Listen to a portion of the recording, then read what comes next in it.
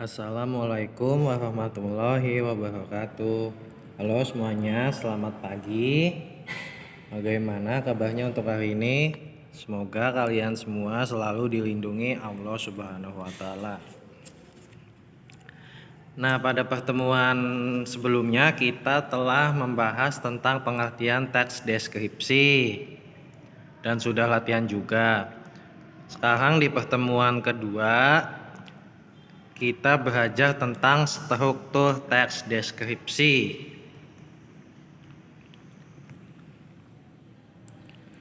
Struktur teks deskripsi itu ada 3. Yang pertama identifikasi atau gambaran umum. Yang kedua itu deskripsi bagian. Dan yang ketiga kesan atau simpulan. Kita belajar yang pertama dulu, identifikasi atau gambaran umum, berisi nama objek yang dideskripsikan, lokasi, sejarah, makna nama, serta pernyataan umum tentang objek. Jadi identifikasi itu isinya bagian umum dari teks deskripsi itu. Contohnya nih ada di bawah.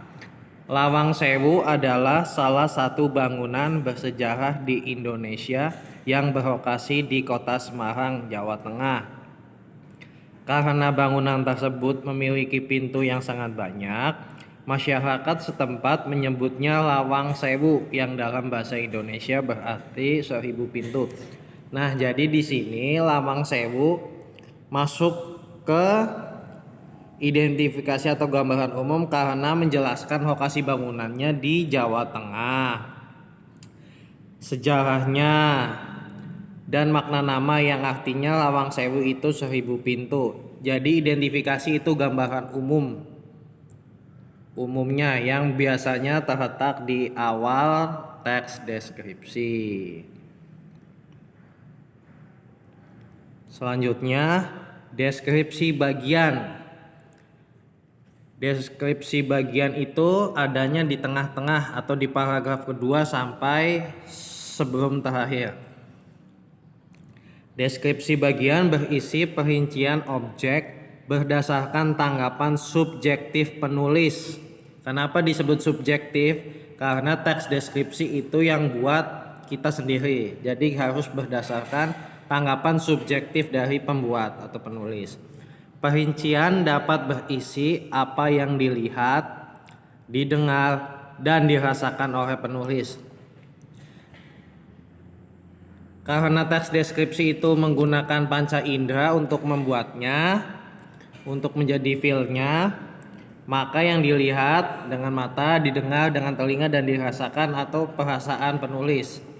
Contoh, gunung digambarkan berdasarkan kaki gunung, lereng gunung, puncak gunung, serta hewan dan tumbuhan yang hidup di dalamnya. Nah, kita bisa melihat gunung kan. Gunung itu terdiri dari kaki gunung, ke atas, lereng, puncak. Itu yang kita lihat.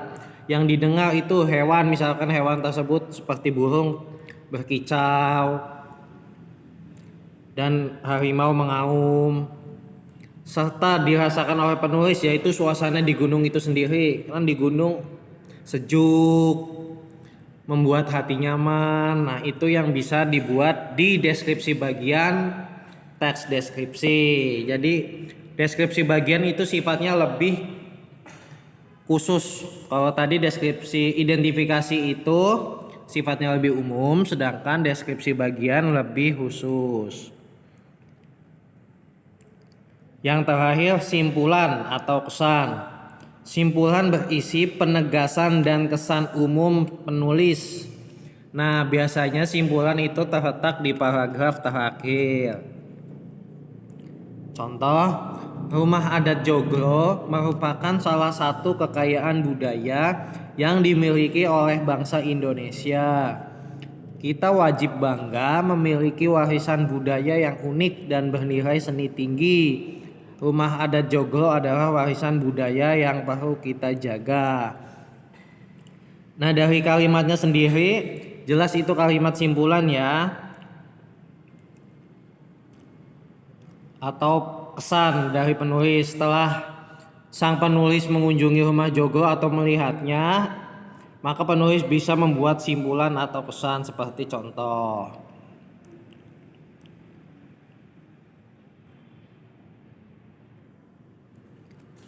Bapak ulangin lagi, struktur teks deskripsi itu ada 3. Yang pertama identifikasi atau gambaran umum.